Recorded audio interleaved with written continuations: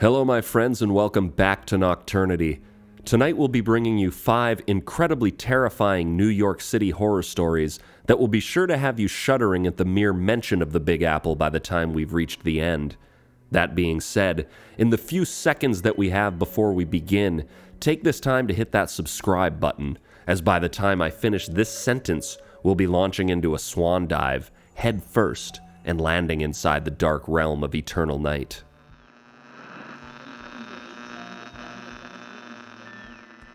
In the mid-2000s, I worked one of the most dangerous jobs in the country as a New York City bike messenger for a company I won't mention by name here. I'm also not going to get into the statistics of injuries and deaths bike messengers fall victim to every year, because this experience I'm about to relate has nothing to do with any of that. No, this was far scarier and far more disturbing than anything I ever encountered on the road. It happened just off of 4th Street, down the road from Washington Square Park at around 11 a.m. on a crisp morning in March. I had a package for a small business beside a well-known bank there. Downtowners who know the area probably know the exact spot I'm talking about. As usual, I locked my bike and hopped up on the stoop in less than 4 seconds. But right before I hit the buzzer to the suite that I needed, I saw "packages around back" written beside the number. This pissed me off because we're timed on our deliveries. So, after I sighed, grunted, and swore, I left my bike where it was and jogged my way around the corner into the alley to find the bay doors to this place. But unfortunately, I ran right into a situation a million times worse than I ever could have imagined. There, by the dumpster, were 4 rough-looking dudes mercilessly beating the hell out of another man laying face down on the pavement, and in my hurry, I literally ran right into them, knocking one of the guys down to the ground.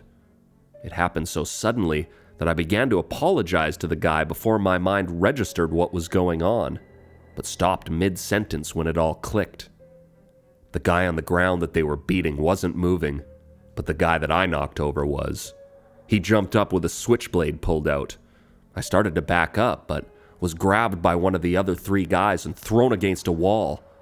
Now with them all surrounding me, I was pretty confident I was about to get stabbed to death, and more terrified than I'd ever been. I then noticed the man on the ground as he began to move and get up to his feet. For a split second, I thought he was going to try to save me, but instead, he hobbled off down the alley and disappeared. And then my worst fear came true. I felt the knife enter my abdomen 3 quick times. Even though I was pretty sure it was going to happen, when it actually did, I couldn't believe I'd actually been stabbed. They then began to feed me fists to my face, head, and body before throwing me in a dumpster and taking off. All of that which I just explained, from the time I came around the corner to the time I was stabbed, beaten, and in the dumpster, it all took place in the blink of an eye. I'm talking less than a minute. I barely managed to climb out, bleeding so bad from my gut that my entire shirt was stained red. But luckily, by some miracle, someone stepped out of a door to the building I was beside to have a cigarette and helped me out before calling an ambulance. Even more luckily, the knife had missed every vital organ by less than an inch. And to think, my biggest complaint in the world a few seconds before all that happened was that I was going to take too long on that delivery.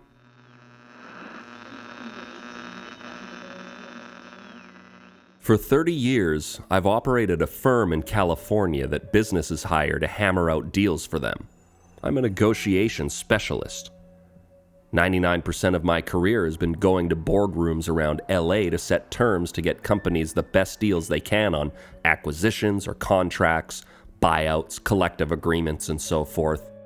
But a few times I've had to travel.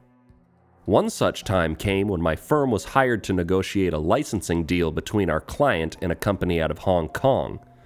But, just before negotiations were set to take place, a New York-based company swooped in and stole the Hong Kong company's attention.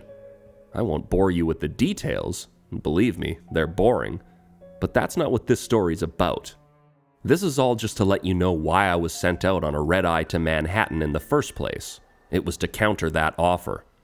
So, out to New York I went, arriving around 5 a.m. to check into the Plaza Hotel on 5th Avenue, luxury at its finest.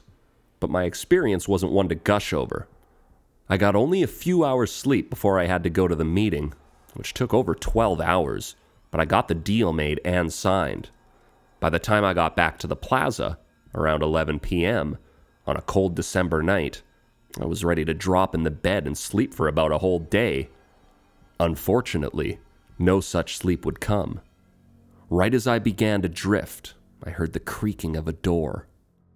With the room only harboring some light here and there from what city lights were dimly bleeding through the curtains, that is to say, not much at all, I opened one tired eye to take a look in the direction of the creaking, and was jolted to see the closet door across the room slowly opening. I sat up in the bed and reached for the lamp, only to have the switch click between my fingers without one photon glowing in the bulb. I kept clicking it, admittedly pretty freaked out with the suspicion of someone being in the room with me, when out of the corner of my eye, a black figure emerged from inside the closet. I froze solid on the spot I sat on my bed, my jaw gaping as the figure walked across the front of the room, passing the bedroom's closed double doors, before disappearing into the blackness of a dark corner. I'd never actually auditorily heard the beating of my own heart before that moment. I didn't know what to do, but I soon found myself getting out of the bed and standing on my feet beside it in nothing but my boxers and an undershirt, my eyes not leaving that dark corner, expecting at any second a knife-wielding maniac to spring forth from it to do his evil deed on me. When all of a sudden I leapt on the spot as the lamp on the nightstand decided to flicker like a strobe for a few seconds, revealing in its flashes the dark figure in the corner of the room getting closer with every quick burst. All I could do was scream at the top of my lungs and recoil against the wall beside me with my arms out in front of myself like some kind of pathetic shield. But the thrashing I anticipated didn't arrive. Instead, the lamp decided to then stay on and reveal an empty room with a wide-open closet door. Panting out of torturous fear, I darted my head all around to confirm that I was alone, checking every part of the room repeatedly until I was absolutely sure. Finally, my labored breaths began to find a morsel of calmness between them, only to be recharged as the open closet door slammed shut with the force of a hurricane wind before my eyes. It startled me so bad I fell backwards onto the floor, connecting with the carpet at the exact same time the lamp went back to black and the room went dark. Jumping back up to my feet, I ran to the double doors to exit the bedroom, but no matter how many times I turned the handle, they stayed closed, as if they'd been locked from the outside. "Damn it!" I yelled in panicked frustration. The next thing that happened still sends shivers down my spine to think about. I let go of the handle and slowly backed up from the doors as a demonic voice came from the other side warning, "Watch your mouth, Maurice." It was deep enough to rattle the doors as it spoke. How it knew my name, I didn't know. But the fact that it did certainly compounded my terror, making it all the more personal. How do you know my name?" I stammered. "I know everything there is to know about you," it answered coldly, and then proceeded to tell me my deepest, darkest secrets. I'm a good man, but like all men, I've done bad things in my lifetime, and this demon knew them all. And as he tortured me with their reminder, a cold wind blew through the bedroom, flaring the drapes out in its gale, despite the fact that the windows were shut tight. The lights flickered on and off, the dresser and nightstand drawers and closet doors flew open and slammed shut while the ground beneath me quaked and dark, shadowy figments like the one that had come earlier out of the closet stormed around the room, bringing terror with their visitations. Overwhelmed, I eventually fell back onto the floor in a tense sitting position, shaking my head back and forth between my knees with my palms over my ears and my eyes tightly shut, screaming the word no over and over in a mad frenzy of pitiful horror. And when I finally stopped and dared open my eyes again, peering out from under my arms at the room around me, I found it once again calm. Every light in the entire suite was on. Every curtain, drawer, cupboard, and door was wide open, including the front door to the Plaza's hallway. Completely spent, I sat gasping in and out there on the floor until I fell backwards from exhaustion. The last thing I remember from that night was laying there and staring at the ceiling, lost in a trance that eventually took me into a blackout state. I woke up the next morning in the same spot. I hadn't moved a muscle in God knows how many hours. Everything in the hotel suite was the same though, save the front door, which had been closed, most likely by housekeeping. I didn't even take any time to shower. I grabbed my belongings and checked out right away, despite the fact my client company had rewarded me with a week in that suite as a bonus for my having closed the deal for them. They literally couldn't have paid me to stay there any longer.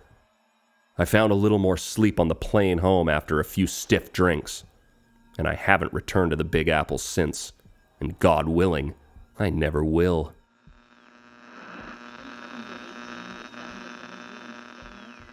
When I was going to school, I worked nights as a waitress in Midtown Manhattan.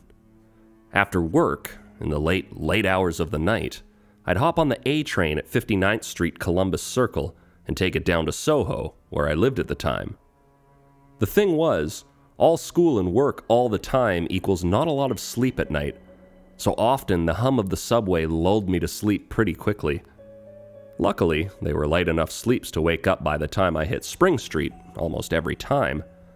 But unluckily, once I was so tired I failed to wake up for way longer than I should have, and that led to a nightmare situation I won't soon forget. Now, when I got on the train that night, there were a fair amount of people on it, considering the time.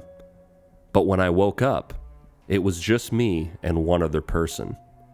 A grungy-looking creep who was sitting right beside me with my purse on his lap and his dirty hands furiously rummaging through it. I screamed at the top of my lungs out of terror, which instantly provoked him to shove one of his hands around my throat to shut me up. I swung my arms and tried to kick my feet at him, anything to stop him from squeezing my throat so badly, but he had full control of me.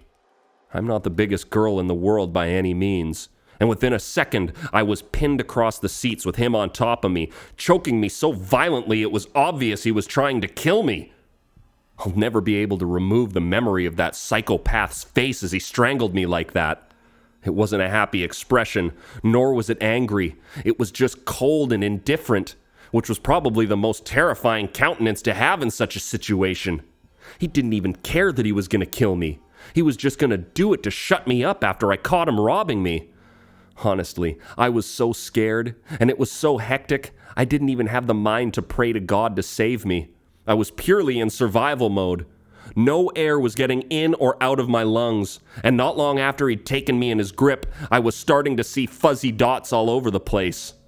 Though my body and mind were automatically fighting to stay alive, I could feel it all slipping away, and there was nothing I could do about it except experience my own painful, violent demise. The train then announced the next station before coming to a stop, and he suddenly jumped off of me and then ran out the doors and down the platform with my purse in his hand.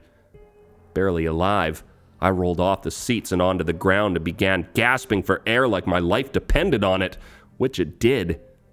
It took a while to be able to get my breath again without tons of effort, at which point I just stayed on the train floor on my hands and knees crying through labored breaths, now truly registering the magnitude of the trauma I'd just gone through. When I finally found the wherewithal to get back into the seats, I realized I was all the way down by Rockaway Beach. My assailant had fled the train at Broad Channel Station, which is known for its high crime rate. I got off at 67th and got on the train going back downtown, terrified somehow he would show up again and finish me off. But I made it the rest of the way home safely, scared, hurt, and shaking, but alive. The man was never caught. My belongings were never returned to me. Really, there wasn't much I could tell the police about him. It all happened so quickly and chaotically. I didn't take the subway for over 2 years after that happened, and I still do my best to avoid it these days, many, many years later. I guess if there's a lesson to be learned in this experience, it's this.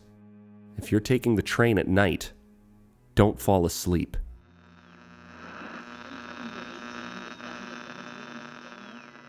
The Dakota is one of the most expensive high-rises to live in on the Upper West Side, and most people have disturbed thoughts about it because it's the building John Lennon was assassinated in front of. Being a John Lennon fan myself, while I share this sentiment, the Dakota is disturbing for me for other reasons much closer to home than that. I used to work there in the 90s. I owned and operated a cleaning service back then, and into the 2000s, that rich people would use to keep up their homes along Central Park West, and the Dakota housed quite a few of my clients for a time.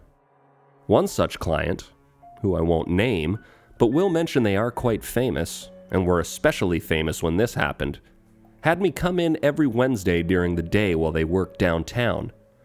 Like most of my clientele, this left me alone in their place to do my job with my Walkman on. This apartment always gave me the creeps. While it looked gothic and had wide open expanses throughout the suite with hand-carved ravenswick chairs here and there, occultist art on the walls, and goblin and gargoyle lanterns carved into the stone trim around the place, it was the overall chilling air of the apartment that always had me uneasy. To be completely reductionary, it felt haunted. One afternoon, while my headphones were blaring Janet Jackson, and I was vacuuming one of their antique Persian rugs in a hallway, I swore I heard someone call my name, Heather. It caused me to look up to check my surroundings, thinking maybe one or both of the owners had come home early, but I didn't see anyone around, so I just continued vacuuming, telling myself it was probably something in the background of the song that I had on. But a few seconds later, it happened again. I heard my name called, though it sounded more like a whisper than a shout. Heather. Which made little sense, because how could I hear someone whispering my name with my Walkman cranked? But I did hear it. That time it was unmistakable. So I actually flicked the vacuum off and pulled one of my headphones off one of my ears, pressed stop on the Walkman and called out, "Hello?" All I could hear was the creepy hum of the apartment that always put me on edge. That's why I wore headphones. But with no answer back, I just flipped my music back on and got back to work. However, as soon as I switched the vacuum head back on this time, the whispering voice returned, taunting me with the words, "I see you, Heather." That sent a chill down my spine so tingly I dropped the handle of the vacuum and whipped my headphones off both ears to my neck and yelled, "Who's there?" while I tapped the vacuum off with my toe. Again, just that eerie hum was all that was to be heard as I looked around myself, really noticing and taking in the gothic furniture and decor surrounding me. I found myself gulping past a lump in my throat as my breath started to increase alongside my deepening pulse. And then out of the corner of my eye, I thought I saw someone walk across the top of the hall that I was in. I told myself someone must be home. "Hello?" I called out again as I power walked to the end of the hall and turned to see into the living room. Now I was really getting freaked out, but I did my best to calm down, telling myself it was all in my head, to just finish tidying up and I could go move on to the next job down the block, far enough away from the Dakota to leave this horrifying feeling behind. But as I turned my head to go back to where I'd left the vacuum, I was startled to hear a button snap and the TV go on with the volume blaring. My heart skipping a beat from the shock, I spun around to face it, only to see my client on it doing his show. Scanning the room again to make sure I was alone, I stepped quickly over to the TV and pressed the power button back in to shut it off. That pervasive hum returned. I took a deep breath to gather myself and then walked back to the hall. Now things got really terrifying. My vacuum wasn't laying on the rug where I'd left it. It was placed against the wall in a manner I couldn't have balanced it if I'd tried all day. I was officially terrified now. That was enough. I grabbed the cord out of the wall and gathered my things as quick as I could and headed for the door. But as I did, I shrieked and hopped all at once as books from the massive bookshelf on the wall began to fly out onto the floor behind me as I beelined it for the foyer. I left them where they were, got out the door and turned and locked it, and called my client later that day to quit. He was unhappy with the mess that I'd left, but I didn't care. I wasn't going back to that apartment again, despite the fact that he could have led to even more high-paying clients that I'm sure I surrendered in my refusal to work for him any further. Of course, I'd see him time to time in the building as I had other clients on other floors in the Dakota, but that was the end of our business relationship. And the other suites there always made me feel very uneasy after that happened, but I never experienced anything like it again, and eventually weeded out all my clientele in that place. I'm retired now, but I still live in New York. And every rare time I pass the Dakota, that same ominous feeling I was plagued with that afternoon revisits me and dances slowly down my spine, as if whatever it was that was taunting me knows that I'm near and is reminding me to never return.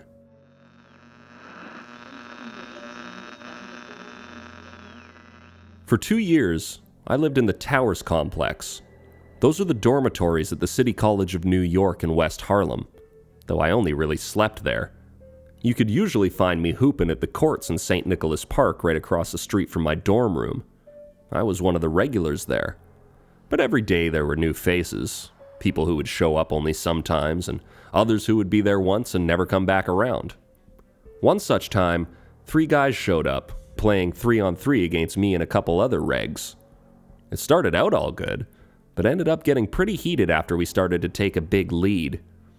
First of all, a lot of hoopers talk a lot of trash while they play. It just comes with the territory. And this one guy in particular ran his mouth like crazy. And when him and his boys were down by 8 buckets, he started to get really pissed. And not just with his language, but physically too. He was fouling me every play. I did my best to remain cool, but after I pulled an ankle breaker on him and had everyone laugh at him as I easily put one up, he lost his mind, picking up the ball and throwing it as hard as he could at my head when I wasn't looking. Wouldn't you know it, it was the most accurate shot he took all day. It hurt pretty bad, and unfortunately made me snap. I ran at him and a scrap broke out. Everyone in every other court paused their games to gather around and watch.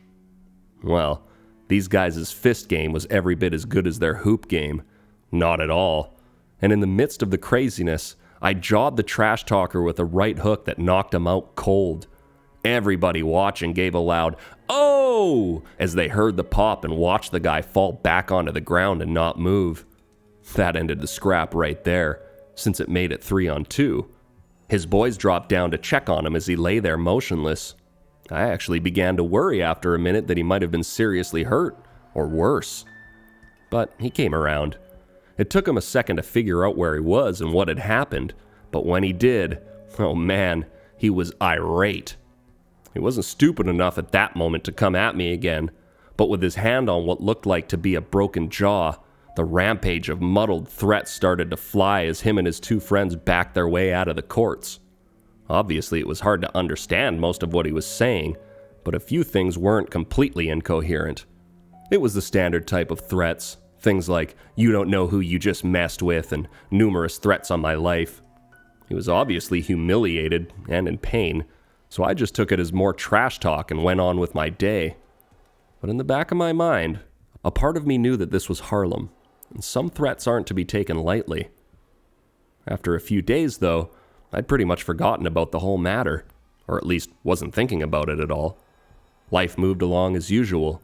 Wake up, go to class, play ball, go home, study, sleep, and repeat. Then, about a week after the fight, I was the last one in the courts after the sun went down, throwing jumpers under the dim light of the park lamps, when a group of street-looking guys walked into the courts and stood there in the shadows looking at me.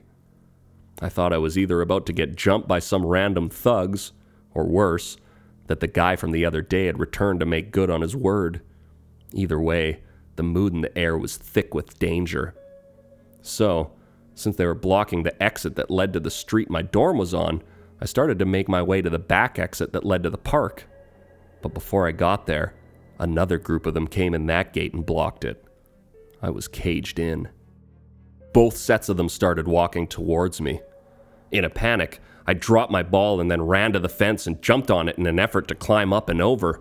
But they ran at me and tore me down to the ground and started beating me badly.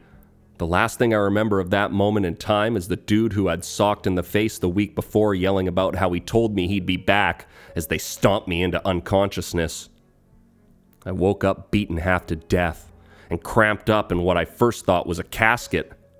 It was so dark, small, and uncomfortable, but after a bump, I realized that whatever I was in was moving, and then it dawned on me. I was in the trunk of a car. When it came to a stop, I used the one arm that I had that wasn't broken and began pounding and yelling, But no sooner than I did, I heard muffled yelling and then like 10 gunshots. The car then peeled out for a second and then crashed into something, nearly killing me all over again and sending the horn into a constant blare.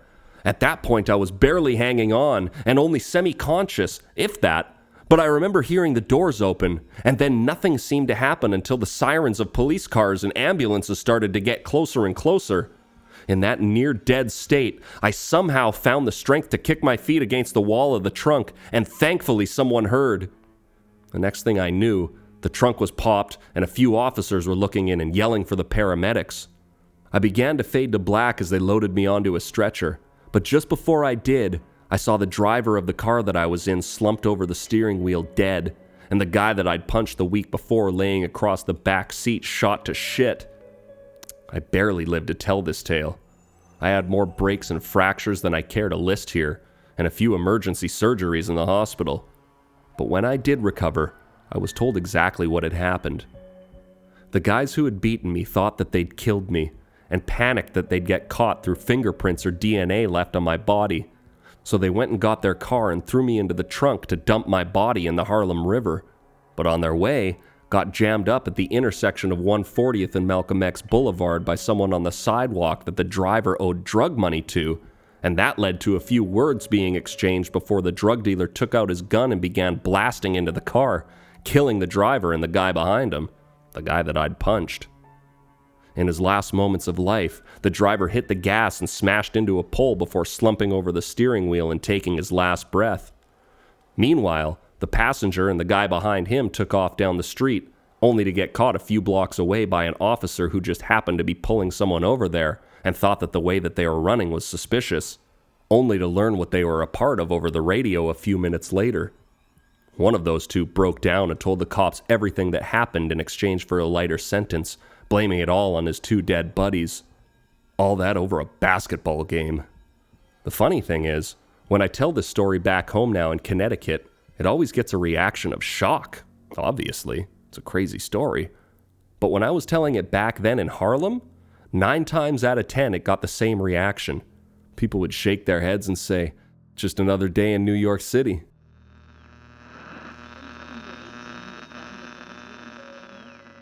Well, my friends, by some miracle of fate, we've survived and reached the end of another broadcast still intact.